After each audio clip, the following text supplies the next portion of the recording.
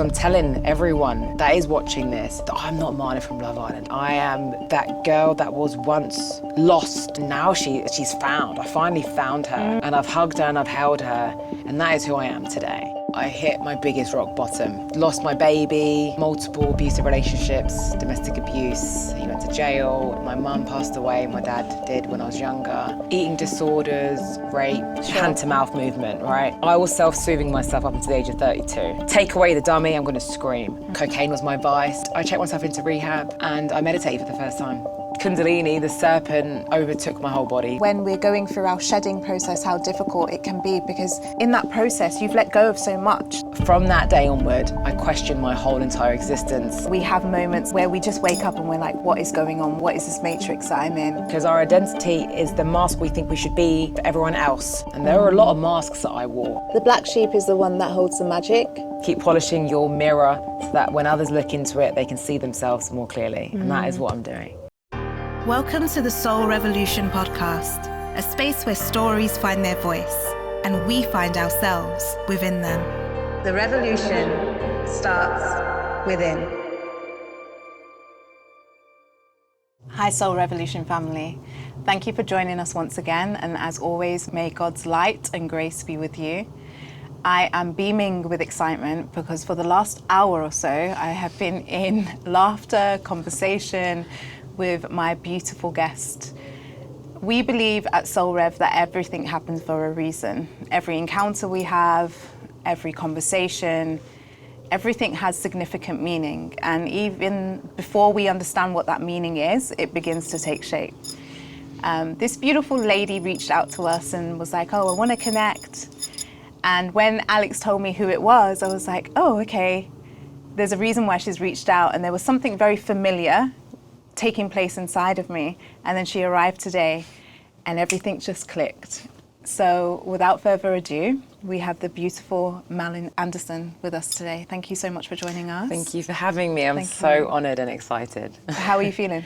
I'm feeling good. We've spoken for so long before this. I feel like we've done a podcast already. Literally, yeah. There's so much that I could say about you, about your backstory, about what you've been through, what you've overcome and where you are now. And I'm sure we'll be able to unpack all of that. But I know most recently you've been through a bit of a spiritual awakening. Yeah. So I was wondering if we could start there for you. Yeah, absolutely. When did it start and how did it arrive? Gosh, so at the end of 2023, I'd say I hit my biggest rock bottom. It was a collection of everything that I'd gone through prior. I'll summarise it for this bit, but it was lost my baby, multiple abusive relationships, domestic abuse. He went to jail. My mum passed away, my dad did when I was younger. Eating disorders, rape.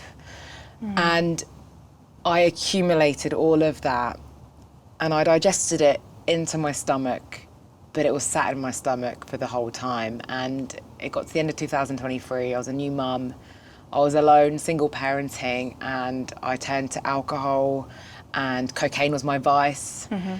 And I checked myself into rehab and that gave me the silence and the peace within me to sit still. And I meditated for the first time. For 2 minutes, and I had ADHD. I don't really like labels anymore like that, but my mind was wild. We're talking about the completely dysregulated nervous system.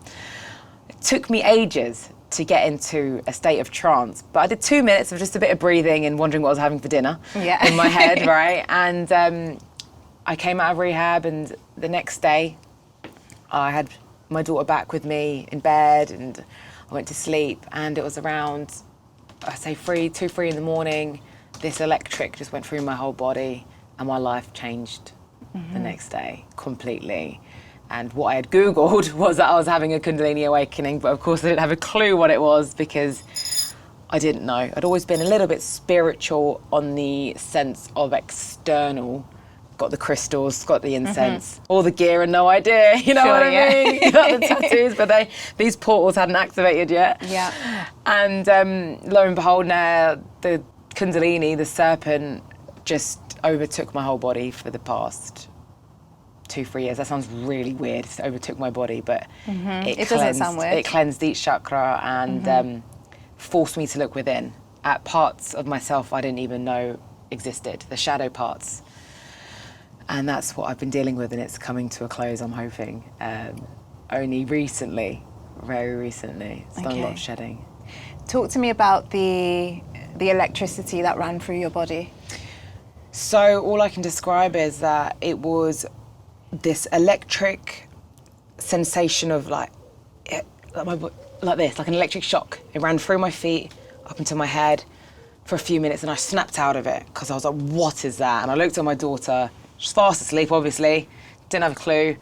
I went back to sleep, didn't think anything of it, woke up, and I went straight to the toilet, and I'm sat there. You know, as you do in the toilet, you just sat there looking around, and I was looking around at everything, and I was like, the only thing that's real in here is the plant. And then I was like, oh my God, life's not real. Okay. This isn't it. The tap, what's that made of? Yeah. And I was like, oh no. And I was looking at my hand. It was like I'd just basically like woken up outside of a dream. That was a dream. Yeah. We all know that we're in a dream anyway. But this was just like chaotic.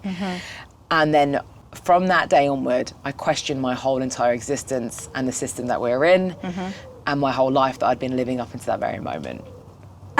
Yeah. Yeah. As it happens for many of us on this journey have had similar encounters where we're like, we have either an embodied experience like you have, for you it came through as the Kundalini, or we have moments of where we just wake up and we're like, what is going on? What is this about? What is this matrix that I'm in? So where are you now then? So you've had this encounter, you then start questioning everything. What came next? Oh gosh, it came shedding, the first lot of shedding of identities, peoples and situations. I moved house, I isolated myself, and I started to meditate for 2-3 hours a day whilst maintaining this Malin Andersson on social media and doing the brand work and trying to be relatable. I was dying my old self behind the scenes. She was dying. I lost friends, they shed away. And I started to change my eating habits, changed my appearance, the clothes that I wanted to wear. Things were just happening out of nowhere, and I didn't understand what this was. I'd go to bed at night, and that electric feeling would be coming back into my body, but it would be stopping at each point of me. So if it stopped at my throat, it felt like a razor, zzz, and I could hear it. And then I'd have a lucid dream, and then the next day, lo and behold, things would be testing me in my physical reality to do with my throat chakra. I'd be having this argument or a conversation with someone, and it'd be opening, because I'd suffered with TMJ my whole life, my jaws, hurt, the grinding. So that was really hard for me. And so whenever the energy would stop somewhere, for instance, solar plexus, I knew it would be working on there because I'd be having IBS and I'd be shitting myself the next day. And something to do with my childhood would come up. So it was literally purging the trauma. My body then started to move. And this is what freaks me out. So my body was moving sporadically, but very jolty movements. So it was, I can do it now. And it just activates on its own. But I'm forcing it to do that. And if I let it flow naturally, it will come through slowly, but because I'm in a tense environment, it won't let me. When I'm at home, it will flow through. And I couldn't explain that because it was so full on. Again, I'm always with my daughter when this stuff happens, and it wouldn't stop at my face. And I was there, I'm in Tesco's checkout, thinking, no, like, stop this. Why is my aunt doing it? They're going to think I'm a weirdo, man, you know? And I couldn't explain what was going on. And I let it do its thing. It was clicking every part of my body, clicking my neck, my arms, my shoulders, my back. My legs were stretching out, my hips unlocking. It was nuts. I was thinking, is this ever going to end? And because I was born with some resilience in me, and I don't know where it came from, it's my mother's line, it has to be. This strength in me was like, you're going to push through this. Yeah, you might act and feel like a psychopath and a psychotic person right now, but this is happening for a reason. When the third eye opened, it moved up into my third eye. My vision changed completely. HD, clarity, senses, colours, hearing, perception. It's like I could see through life. Not externally, but I could see through everything. The heart was the biggest thing for me because I wasn't living outside of life, I'm now living through life. I'm in it. I'm not an observer of it. The heart allowed me to participate in Mother Earth, but engaging in through the soil, through the dirt, through the madness in it, through a lens of love. The throat allowed me to speak. The sacral, that's a whole nother story. The womb, when that opened, it was just nuts. So it just did this for about 2.5 years. But towards the end of the purging of my old identity, it was so intense, it allowed nothing that was once part of me to stay with me anymore. I'm even talking physical things, car, house, people that I thought were good. I've done a lot of shedding with people, but oh my God, it got rid of the finest to a T that I would never have predicted would leave my life, you know? And then I hit a void, this blank space, which all I can describe as is scary. And I knew my highest self, I've always been led by her. She's got me to this moment, right? And this wasn't long ago, it was a few weeks ago, and I just sat there going, okay, it's just you now, Malin. You've got your daughter, it's all good. She's at her dad's at this point. I was sat on the sofa, I got the cats, and I'm thinking, okay, you have no connection to anything or anyone. You feel very free right now, don't you? I was like, yeah, I do. Because you're not bonded with anyone in this trauma stance. You're not attached to anything or anyone. You're not obliged to be anything or anyone. You just feel free. And that void took me campervanning with my daughter to Glastonbury. And I came back and I felt rebirthed properly. Not just little layers. I mean, the Kundalini is doing layers constantly. This was like a whole... And I've stepped into this new timeline and chapter where things are now entering. The book is being written on in a new book. It's not another page or a chapter. It's now a new book that I've got. And the first, literally a few days ago, the pen has been on this new book. So that's all I can describe it as. It's just started, but very quickly. And Kundalini doesn't fuck about. It will take everything from you, make you suffer, but then it's like, we got you, girl. Let's refill your cup. So, the rebirth, it's the phoenix rising. Yeah. Oh, look, the phoenix. Oh, yeah, there you go. Yeah. Of course, it's a toe. That was a portal. This episode is sponsored by Little Earth. Little Earth is a retreat centre based in Wolverhampton. To find out more, you can check them out on Instagram or check them out on their website. When we were talking before we started filming, we were talking about like identities, and you've just hit on it again. When you think about old Malin, so like Love Island Malin, what comes up for you? How do you view her now? You know, identities are strange because we're given this identity at birth. We're given a name, a location. We're told to look a certain way, to dress a certain way, to study this, to be that. So we lose our identity pretty much the day we're born. We get that taken from us because our parents are already projecting their own wounding onto us. Exactly. You know, and we're unconscious of it. As children, we're absorbing everything. Our brain is being wired from 0 to 7 at its strongest point. And if that's coming from unconscious wounding, we're fucked, to say the least. And so my identity has always been skew-whiffed. Am I Malin? Is that just a label, it's a name? Am I Swedish, Sri Lankan, but I'm living in England? I don't really follow my mum's Sri Lankan roots. My dad died. He was a bit of a prick anyway. I don't really know. I haven't been guided by my family much. I don't talk to any of them. Everyone's straight now. You know, I was always a black sheep. So my identity came when I hit the rock bottom and I surrendered to my identity, because our identity is the mask we think we should be for everyone else, not for us.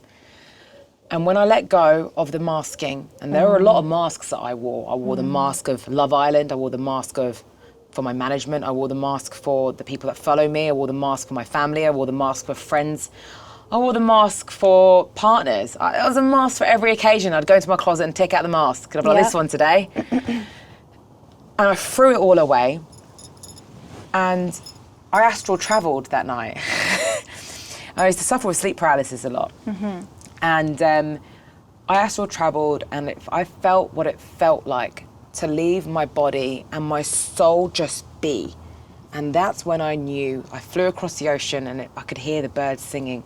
The perpetual freedom of our souls, just pure, just everlasting love, just free. That's what we are. There's no identity involved there. We're just pure consciousness, right? And that's when I realized there is no identity to me. But when I look back on Malin from Love Island, anything prior was that little girl inside of me, that inner child I hadn't tended to. the insecure girl that was suffering with eating disorders, with her body image, with men, abuse, no love, didn't know what love was. And that's who I see as Malin that went on Love Island.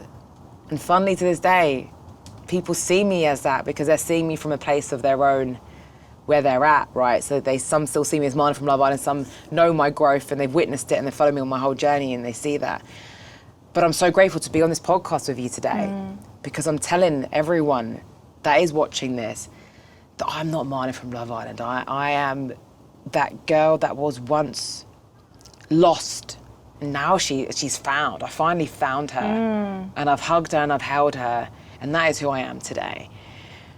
But when people do want to cling on to this ideal image, like you were talking to me earlier about friends that have this, but I knew her, that they don't.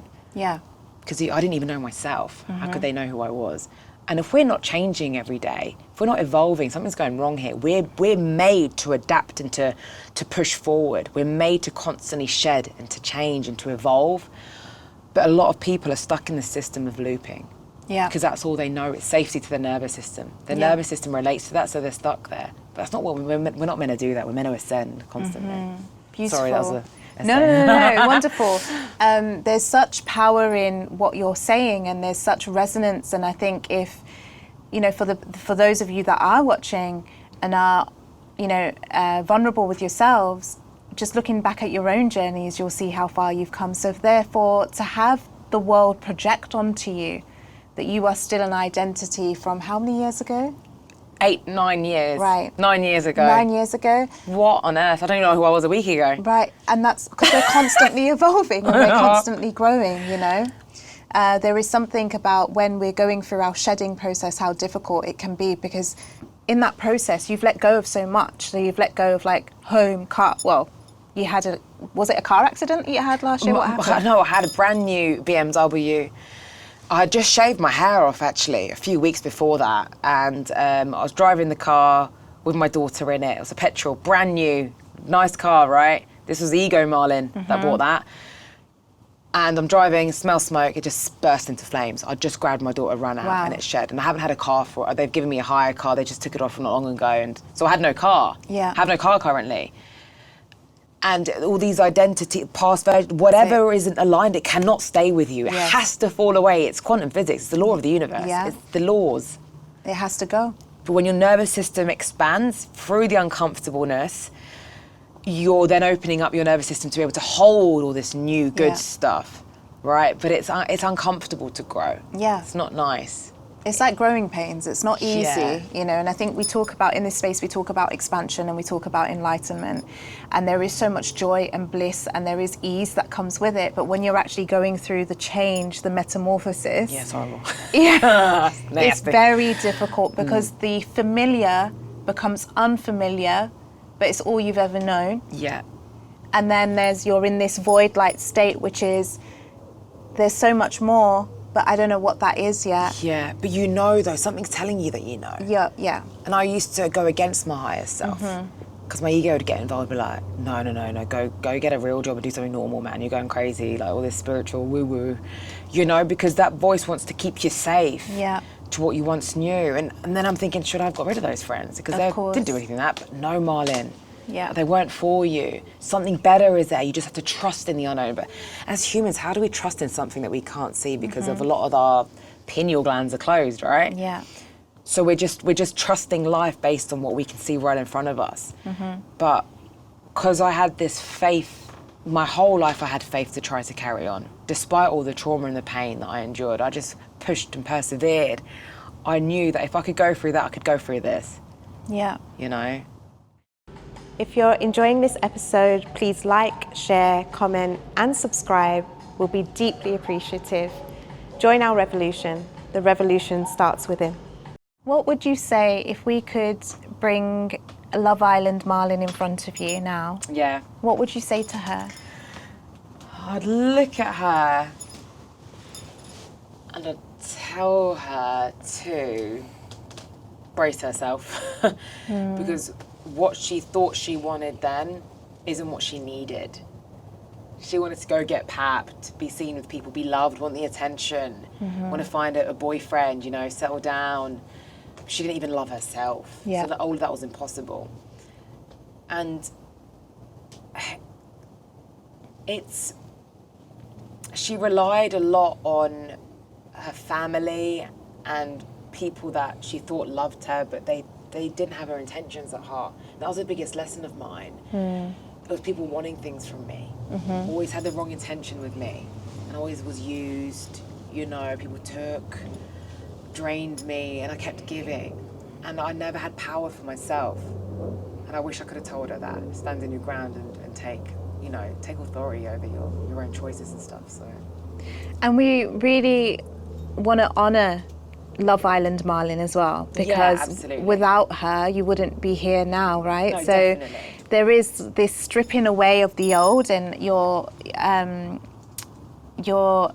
allowing people to know you now with your growth. But we also extend so much love to that Malin, because she was moving from a place that she only knew. She didn't know any different, right? She didn't know. She didn't know different. It was part of my soul's contract and journey to be here, and have a mum, typical Sri Lankan mum, to push me into the limelight. She did put me into beauty pageants, take me out when I was 18, and it was Love Island, because I was here for visibility. I was here to be seen so people could hear my story. And if they can listen to me and they could hear me speak of my suffering and show them that there's a way out, it's got to be worth it, right? And that was part of my soul's reason of being here on Earth. Of course. It had to be.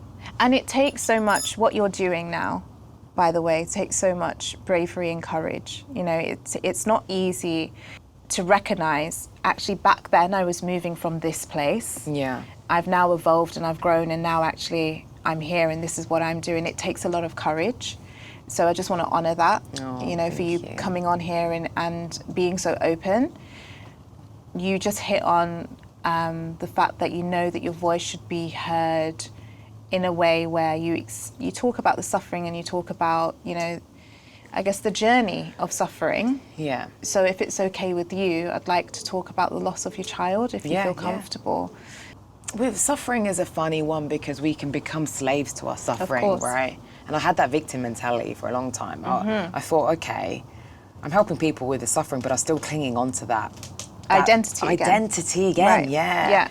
Oh my God, I'm Marlon now that's lost a child that has dead parents and that went through abuse. Let me just stay there. And we become safe in that zone. But for me, when I lost my child, it was a catalyst to me helping people. So my daughter, she passed away at 1 month. I was in a relationship with her dad, who was very emotionally and physically abusive. She stopped moving inside of me, and she came in 1 month early. And she was normal, she looked like a healthy baby. They didn't know what's wrong with her. They transferred me to 3 different hospitals, and I ended up in Great Ormond Street. Her name was? Concy, and I named her after my mum. So I spent a month at the hospital with my abuser. Were you together at this point? Yeah. He was still beating me and biting me behind the scenes at the hospital, Okay. And he'd leave me there alone, and I'm there spending all day at the hospital by my daughter's side, who's in an incubator and doesn't have a clue what's going on. And I stayed there until she died, and I didn't know what life was when she died, because my mum had died only just under a year before her. So that's 2 deaths, and I'm being abused by a man that I can't escape from. So I took myself to Bali for the first time. Bali called me. I went there 3 times. Her dad tried to contact me, pull me back in, and then he got arrested. I called the police. He broke my hand. There was GBH. And spat on me, sprayed deodorant in my eyes, kicked me on the floor, called me a whore, a slut, called me a fat bitch. The stuff that he said to me, and our daughter had just died. You couldn't write it. But I'd swallowed all of this. Called the police, got away from him, he got arrested, got sent to jail. But then I kind of floated through life after that. I was like, okay, I can help people now. No, honey, you're not helping anyone, because you're not helping yourself. Surface level, I was helping people, and I'm so glad, I'm grateful that I was helping people. But I just swallowed everything that's ever happened to me in my life, and I pulled it into my body, and the body keeps the score, right? The body holds everything. So of course I was gonna have a massive shock when my daughter was born and her dad left me, and I'm left there as a single mum with nothing, nobody, and all this fucking fucked up trauma stuck inside of me. Zaya was the catalyst to my growth. Concy and Zaya, the two babies in my life that powerful womb that we carry. It took one death and it took one birth to pull that fire out of me, to show me the way, right? And that is why I say when someone is suffering or going through the pain, you have to really see it as something that is here to propel you. As souls, we are here to evolve only through suffering. They say Earth is one of the hardest motherfucking schools there is, right? Yeah. Not Venus or Mars, I don't know about them, I've not been, but Earth, you're here to evolve through the pain. But people don't want to feel the pain. As humans, we think, oh no, that's all right, I'm just gonna numb it out. Vape, smoke, drink, sniff a line, you know, let's escape, shopping. Do I want to roast dinner on a Sunday? Because it's normal in England to have roast dinner on a Sunday. I'll go down to the local pub. Do you know what I mean? I love a roast though. But because normality is what is ingrained into us, because the system has been set up to be like that, right? It's very clever to keep us all very small. You break that. You take the suffering and the pain, you let it open you up, crack you open, so a bit of light can shine through you. You then exit the system through the pain. And that's why pain is clever. Pain allows you to leave this system if done wisely. Yes. See what I mean? Yeah, what you've done is you've alchemized it. Yeah. Pain becomes your purpose. Yeah. Pain becomes your power. Yeah. How do you remember Concy? I remember her eyes. She opened her eyes up once for me, and that was just before she passed. Brown eyes, the deepest soul. I knew her. I felt like my mum was in her body, which was strange. I was like, hey, honey, I'm here, but I'm not staying around. I'm just coming to tell you he's sorry. And I'm going to go now. And she did that for me, because otherwise I would have been with him for the rest of my life. I would have been attached to this man. She sacrificed her life. But that pain, losing a child as a mum, some may argue, oh, she's only a baby, you know, she was only 1 month old. No, when you're carrying something and she's growing inside of you and she's come from you, it's a different type of feeling. You know, I lost my mum, that was fucking painful. She was older. It's kind of normal to lose your parents, your grandparents, maybe not your parent, but your child is a different kind of feeling. That, for a woman, that is a next level type of pain, right? But she propelled me into who I am today, definitely. Do you take time to connect with her? Yes, she's at my altar. Okay. She comes to me in my dreams. Her soul, Zaya speaks about it all the time. She goes, oh, I've just picked a flower for my sister. I'm like, and I only speak about it. So it's not like all the time, you know? I'm like, Zaya, man, that's so cool. But I feel her more than anything. She's part of the soul spiritual team that I have, the ancestors, the guides. And when I had my heart opener, they all stood there at my ceremony. They're all waiting. My mum was there, Concy was there. All their energy morphed into one, and they say, our energy never leaves you. Yes. We are here, we mutate into different things and objects and whatever you want us to be, we're here, but they're constantly here.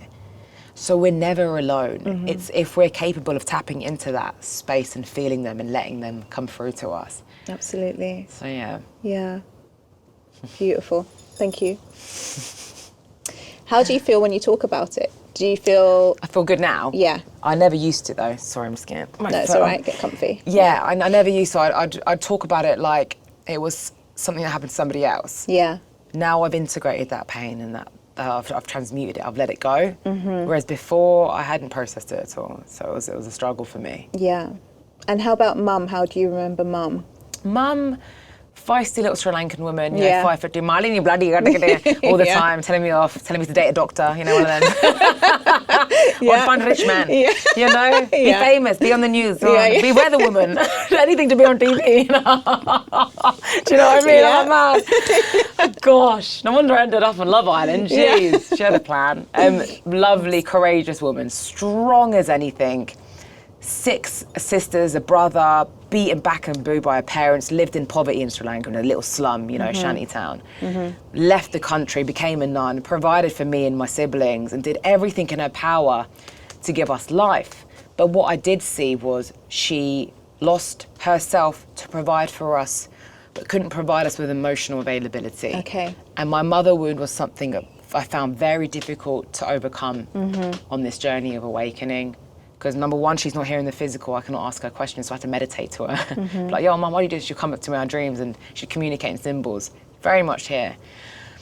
But because there was not a lot of emotional love, hugs, kisses, it was quite like she has to go out to work to provide, because it was all about money. I don't want you to live the life I live, so I'm gonna, try and provide that for you. And I'm so blessed because that's all she knew. She did that for us. But I wish she would have kissed me, hugged me, held me. And that's what I do for Zaya, because that's so important. Because of that, I saw her come through in every relationship I had with a man. Of I was course. dating my mum, basically. Like, hi, I want to love you, love me, love me, love me. No, you're unavailable, okay, but still love me anyway. So I was basically dating my mum. Thanks, mum. Yeah. And a bit of my dad as well, you know what I mean? Put them As all we into do. one Yeah. nice big stew, give you an abusive partner. Yeah. But, and I kept having these lessons until I realised I was in these loops with these different men, and it was just kept repeating itself until I broke out of it. And I understood that only I could love myself. And I don't have to control love. Love is pure, it's limitless, and it's there for everyone. And I don't have to chase it, I don't have to be something else. It will come to me, and I can be it, and I am love. And until I realised that, I wasn't going to have it in the purest form, Yeah, exactly. We repeat our patterns, until we don't. Yeah. And it's as simple as Why don't that. they chuck the last one in that's just a little bit okay? Yeah. You know what I mean? Like a little bit of trauma, but you still chuck them in. Do you know what I mean? Let's see what you do with this one. Do you know? Lessons Little everywhere. fucker. Yeah. So, okay, so mum and dad are not here. Both, okay. Siblings? Yeah, 2 brothers. Okay. A brother in America. He moved away about 20 years ago. Brother in London, don't speak. Sister Okay. down the road, religious, Okay. doesn't speak to me. Okay. Yeah. That was quite painful to understand, that my real blood family isn't my soul family. That was very hard for me to grasp, because we are conditioned to believe that blood, relative, stick by. We're That's blood, it. man, blood through and through. Sure. Doesn't work like that Yeah. at all. I knew I was a weirdo growing up anyway. I was always the black sheep, Yeah. Thought I was Spider-Man and superheroes and a ninja, and always alone, playing on my own, and just completely different to my siblings. And I love them, but they've never supported or helped or shown love for me. And when my mum died, everyone went their separate ways. Yeah. And I'm the youngest in my family, and you'd think they would have stepped up, especially when I had Zaya, but Yeah. no. The black sheep is the one that holds the magic. Yeah. Yeah?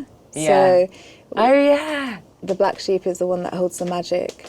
Your path is generally looks a lot different to your siblings or, your caregivers. Like, it's very, very different, but that's because you hold all the magic. Oh. Yeah. Yeah, and I just wondered why was I given a life of like just pain and suffering and grief and like everyone leaving me all the time? That was a running theme, abandonment. Yeah. But loneliness Yeah. was a theme, even through this awakening up until like Yeah. not long ago. Let's make you lonely. But to be alone, you have to feel what you're running from. And the only way to do that is to be on your own. Well, it's what solitude does is it allows you to confront everything, like you said, that you've been running from. Yeah. Because there's no noise. There's no distraction. Yeah. It's just you and the thing that you're escaping. What Yeah. is it that you're running from? What is it that you can't sit with? What is it that's most painful? And then when you're faced with it, like you're faced with me, what do? You either have a choice to run away. You Yeah. could walk out that door and say, Marnie, I don't want to have this conversation. Or you know what, you just open up a dialogue. But there's being alone. Okay, there's Malin being alone, but she's vaping, sniffing Yeah. coke on the weekend. Oh, I fancy a red glass of wine tonight. Oh, I'm just scrolling on But that's on escapism, shopping. isn't Yeah, it? I'm Yeah. shopping. I'm texting a few guys. I'm on Tinder. Yeah. Or there's Malin on her own, not doing any of those things. Yeah. And the majority of society are Malin on the left. Do that. They might be on their own, but they're not really on No, their own. yeah. And they're numbing. But this system is designed for us to be numbed because we're a sucker to it. And that's not our fault. It's not our fault. None of this is our fault.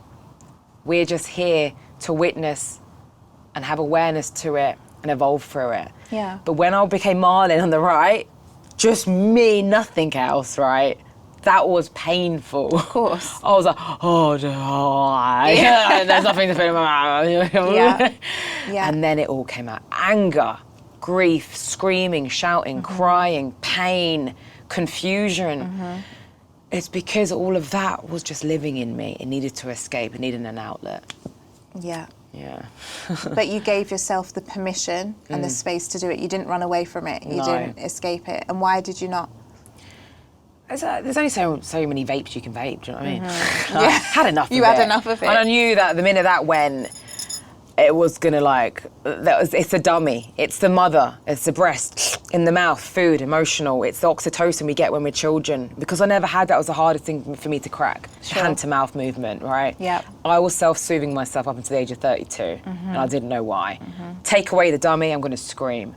But it was the best thing, the hardest thing, don't get me wrong.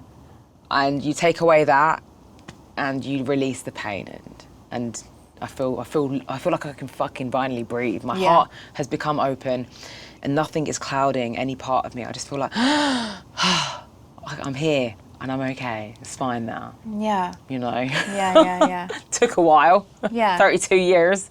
And that's okay. But you know, some people never get there, do Yeah. they? They continuously repeat the same patterns because they don't know any different. No, I know. They don't know any different.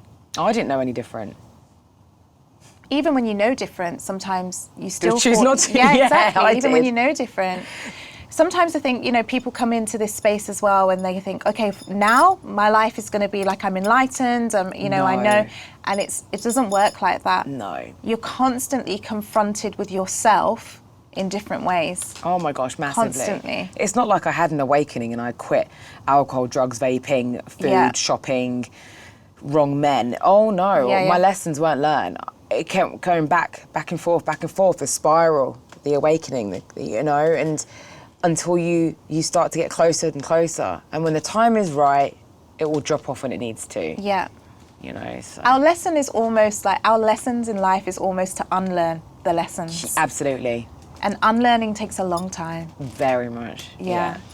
Earlier on, we spoke about the masculine slightly. You were saying, you know, about the masculine energy and how masculines are showing up, and then what that does to the feminine, and how feminines then show up as well. Yeah, so I'm a huge fan of psilocybin in Portugal. Specifically. Yeah. And I think it's the most powerful plant medicine to help us rewire our neural pathways and to connect us to source, our highest self and our highest fucking timeline. If anyone says no, they're wrong. Okay. Psilocybin is powerful. I was shown, and I've always known this to be true, that this earth is run on a wounded masculine, and that women are rising up to their divine potential, their true divine feminine, to outshine the wounded masculine. Not in a way we're better, it's to bring equality into the earth's grid.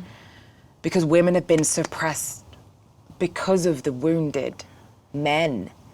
Not just the men, the women that are wounded by wounded masculine. It's just the whole thing of the earth's grid. And I think because the system has been like that, women are waking up and realizing this. Their fine potential, their power, their womb wisdom, you know, their heart, their sensuality, their sexuality, because we've been so diminished from it, you know. I used to dress like a boy and cover my boobs for so long because I was so shy. And then I had this and I was like, no, I am this powerful woman. And we've never been able to feel like that because of the way this earth has been running. And it's time now, you know. And I don't just mean women, men carry, we all carry the feminine, the masculine. It's yin yang, the light, the dark, the Isis, the Osiris. Yes. Yeah. You know, and what does that equal? Creation. And if people realize that when you balance both, Yep. you step out of that fear, the wounding and the ego, and you lean into that feminine abundance of free flowing, the freedom, the receiving, and then you have the masculine, the structure, but not the control or the rigidity. Yes. The two intertwine and it creates heaven on earth. You create a portal, you know. I'm sorry, I'm smiling. Because I can't see. Because I keep thinking of Orlando Bloom. Shut up, no. That's what she said earlier on. Were you here when she spoke about Orlando Bloom? No. Well, do you know, okay, Go on. basically, I got a black cat called Luna. I freaking hated cats my whole life because I was scared, because when I was a kid, one tried to attack me. Okay. And so I've always been a dog person, but I've never been able to hold down a dog, right? And I got her, and she's so spiritual, so connected. Like, oh my God, I love cats. So I was like, I need to get a white one. Of course I do. Something told me, you get the white one, it's going to balance. It's your representation of your inner feminine and your masculine. You're safe. So I got this white little fluffy kitten called Horus. Yeah. little chubby thing, beautiful. And I was shown that he represents safe masculine, and that my womb had opened and it's calling in the sacred masculine of Orlando Bloom. But it just could be symbolism. Well, Orlando, we know that you're single now, so if you are watching this podcast, Malin is available. And it showed me his face. Orlando was like, what? I remember watching him when I was a kid. But I'm really like, it showed me that he's really tapped in. Yeah. He's embodied, he's open, and he's here to represent the safe masculine that the world needs, and he's going to be imprinting that. Mm-hmm. Watch this space. Watch this space, yeah. What does a safe, other than Orlando Bloom, what does a safe masculine feel like, look like? Being heard, seen, and feeling safe. Mm-hmm. This one's quite hard for me to address because I've never known. Physically, Of course. only my cat has shown me, the boy cat. Yeah. But I imagine it to be, from working on myself and balancing these two parts, Malin, stop hoovering. Your OCD with the cleanliness, the control, trying to control the house, trying to control your to-do list, overworking your nervous system, doing too much, forcing outcomes. That's a wounded masculine. So only the opposite of that I know is to be safe. Is to be safe. Let go, free it up a little bit, less control, hold the container for the feminine. Yes. Yeah? Yeah. And that's when we talk about the manifesting thing. Manifesting is another fucking bullshit word, man. It's just like, well, I'll teach you how to manifest by my course. Yeah. I'm joking. You know what I mean? you're Everyone's not. like, they create something of something, and I'm thinking, this is our birthright. We're conscious creators. We're here. Yeah. We create because that's what we're here to do. When you embody that true form of frequency of being without the wounding and the trauma, and you're being your fucking higher self, you are a magnetic motherfucking portal. Your heart is open, your womb. Men have wombs too, in a different way. There's another word for it, I've forgotten what it is. Okay. We magnetize what is for us so naturally. So our feminine allows us to be free flow and dance and have fun and find the joy in life. And the masculine will be like, okay, what about doing this? And the feminine will have this creative surge of like, create that. And the masculine was like, okay, I'll do it for you, honey. Yeah. And then they just dance together, and it's easy and it's joyful and it doesn't feel like work. So because of the traditional workplace that we've been told, you have to go out, get a job, work for somebody, we lose that magnetic vibrancy inside of ourselves that tells us we've got this. We are the portal. We are the divine being and the divine creator. It's in us. God is in us. It's a frequency. We are it. But we're shut down from that. We look externally for things. We're told when to go to work, when to come home, when to eat. We're told we have to have breakfast, lunch, and dinner. We're told, we have to do things that we don't actually want to do. But that isn't what we're here to do. And I know it's very hard for some people to hear because I was that person. I thought I had to fucking overwork my nervous system to get a result. Now I do the freaking opposite. I underwork my nervous system. In fact, I'm a lazy motherfucking bitch. Yeah. I sit in a camper van with Zaya and I do nothing and I breathe in the earth and I have the joyful moments because joy is our birthright. Freedom is our birthright. Yeah. And we can create heaven on earth. But the trauma gets in the way. And our mission here is to get rid of these layers of toxicity and discover that potential within us. So you hit on, for the person who's watching this who may be very unfamiliar to some of our language, this is going to sound extremely woo-woo. How would you speak to somebody who is tired of the day-to-day living that they're doing and they know that there's more but they don't know how to step into it or where to begin? So you can't just suddenly quit your job and be like, oh my gosh, okay, I am the portal. You have to embody the version of you want to be. But it's about remembering who you always were. It's not about becoming something new. It's unlocking the remembrance. Yes. We're taught that if you act like the thing you want to be, you can get it and you do the vision board. No, honey, it was in you this whole time. You get rid of the stuff that's in the way, okay? So let's work on the inner child. That's the basic. The inner child stuff, the mother, the father wound, they're my top 3 to go to. Yeah. Learn how to meditate, crack meditation. You create brain in your brain, you create space in your brain, and you open up, brain space and new neural pathways, right? Yeah. And it's possible because I did it. I had the maddest brain. It would never switch off, and it changed my life. So meditation, working on your childhood, go buy some toys that you played with as a kid. Yeah. Trigger memories, trigger uncomfortable memories. Feel the pain and let it go. And dreams, dream work is amazing. Dreams are releasing your unconscious. Yeah. They're showing you what you're releasing through your body every night. So for the person who doesn't know what DreamWorks is. So I've always been a vivid dreamer, Yeah. and I would get premonitions or things that would happen or come, or it would show me what my body and my brain is releasing. So write down your dreams the next day. You can kind of piece it together. Don't get too obsessed, just write it down. Maybe like say, okay, why did this happen? Symbolism. Everything's a symbol, right? It's representing something that you're ready to release or you're being in the process of shedding. And that was powerful for me because it showed me where I was at on my healing journey. I'll give you an example. It's quite a powerful one. It's when my Kundalini went to my throat for the first time. For the first time out of like 50 times.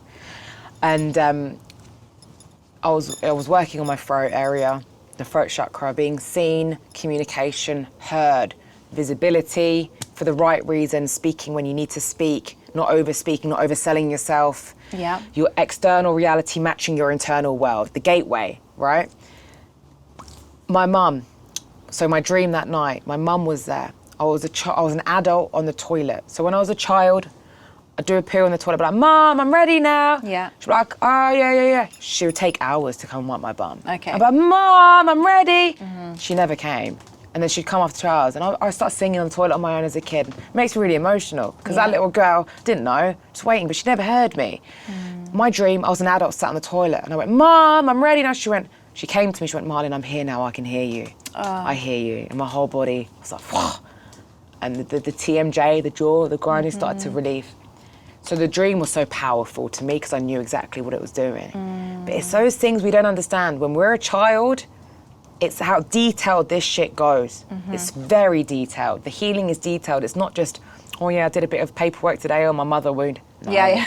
You know what I mean? It's very detailed. It's like, it's like a fucking jigsaw. Yeah. You know, piecing things together to then throw away that jigsaw. How do you know when you've like reached a state of, okay, I've done enough work in this area? Now. Now I've had enough now. It's finished. Yeah. If you're enjoying this episode, please like, share, comment, and subscribe. We'll be deeply appreciative. Join our revolution. The revolution starts within. So for you, where do you think you are in your journey now then? Now I feel like I've stepped into embodiment. I'm embodying everything that I've worked so hard on to release, to become. But this was like a blank state that I was kind of born with. That's what I feel like I've entered now. And it's been the maddest journey ever. You know, you couldn't write it. Like, I will write it. You will write it. I will write it. Yeah. I just think when half the population doesn't know what an awakening is, I think it's important for me to speak my story, because if it's happening to them, they won't go through that psychosis I went through. Okay, let's talk about that. Spiritual psychosis, one of the most dangerous things that could potentially happen to you. And what I mean by that, I'm not trying to make spirituality sound bad, and it's not a demon, it's your ego trying to grasp with your true identity. It's your ego clashing, right, with your highest self. And when that happens, you're doubting, you're confused, but your consciousness is expanding and your ego is going, no, it was safe over here, let's go back over here. But there's life over here, your pineal gland's opening up and you can see things for what they really are, and then the ego's like, no, I'm good. So there becomes a clash and you don't know what's real or what's not. And that part of my awakening, when my third eye opened, I thought I was losing the plot. If I didn't have guidance and my mentor, I would have called myself insane. But I managed to hold it together to be a mum, because she grounded me. And then on social media, I just became Malin from Love Island. I let people just have what they wanted for the minute. Whilst I was dealing with all this inner work, I was like, I'm just going to put that mask back on so they can just see Malin from Love Island doing a bit of work here and there. But deep down, I was in bed suffering and crying and not knowing, you know? So it's a funky place to be in. How long did that last? Whoa, like almost a year on and off. The first year of shedding. And I think education is key at this point, because why the hell am I going through a Kundalini awakening and I'm Googling it and there's no information coming up? Yeah. Because they don't want anyone to see it. So they can give you a tablet to shut the fuck up. Sure, yeah. You know, that's not cool. And that we need more of these conversations, so we can help people so they're not suppressed. So what would you say to somebody who thinks they may be going through some sort of like spiritual psychosis? Seek help from someone certified. You know, there's also a lot of false light out here as well, false spiritual leaders and gurus, you know, and that becomes ego-based too, and there's not embodiment. They still run on some wounded masculine. Yeah. I can name a few, I'm not going to. Okay. You know what I mean? And I think it's important. Discernment is key, like you said, discernment in everything you do, but find someone that can help you with guidance on the journey, because you just need someone to listen to you that can say you're not going crazy. For me, my mentor, Jay, he was amazing. He had gone through a Kundalini awakening as a psychotherapist, neuroscience, ex-monk, knew the whole lot, but looked like a normal guy. Yeah. And he was going, this is it. This is the energy inside of you. Yeah, it's going to do this. It's going to show you this. It's going to, and it saved me because I had that anchor, you know. Because again, we could be too much up here in our higher chakras, and that's when people aren't embodying their time on earth and they want to run away from everything, and everything becomes love and light. Yeah. You need to live in the center through your heart, right in the middle. So you're here and you're there, you're in the middle. Yeah. You can't run away, you can't outrun this shit. We're all here for a reason, right? We're here to do something. I don't know what it is for everyone. What's your reason? My reason to speak, to be the bridge, I hope, to be the bridge from the spiritual world, because it's not separate, but to help people have an understanding of it in a way that it can relate, you know, and plant seeds and understanding in those that are suffering so they can see a way out. That's why I'm here. Yeah, beautiful. What's your vision for the next few years then? My vision, I just want to keep growing and expanding in the right way. Have the most good quality people around me, the team, visibility, reaching more people in a very clean way where I'm not outsourcing myself. My nervous system is fully functioning and I'm abundant and I'm living happily, you know, and I'm also helping everybody as much as I can. I think that's what we're here to do, you know. A wise lady at Glastonbury not long ago told me, she goes, keep polishing your mirror so that when others look into it, they can see themselves more clearly. And that is what I'm doing. Yeah. God bless you, Malin, and I hope that you continue to do that, because your story is extraordinary. However, your ability to be so bold and courageous in the knowing of who you are now and the acceptance of who you once were, and your vision for wanting to help others is truly felt. So I feel really honoured that you've come on today. Thank you for having me. No, thank you. We always say to the guests, like, what would you like to leave with the viewers? So this could be, I don't know, you might want to do some meditation, you might want to just leave some words of affirmation, or you may want to pray. So if you could look directly in that camera and speak directly to your viewers. So just something that I used to love hearing, Jim Carrey used to say it a lot. He used to say, just live in love and not fear, okay? And I want anyone that's watching this to not be fearful of anything. But at the end of the day, everything is just a perception of what we are creating for our own internal belief system. And you can create a life full of such abundance if you trust yourself and surrender to the unknown and do not live in fear of anything or anyone. Beautiful, thank you so much. Thank you. If people want to connect with you, how can they connect? Yep, on Instagram, TikTok, Miss Malin Sarah. So Yeah. Malin will be at the Soul Revolution Festival this year. We're super excited. The festival takes place from the 7th to the 11th of August. Malin is doing a panel talk on the 10th of August, all around releasing shame.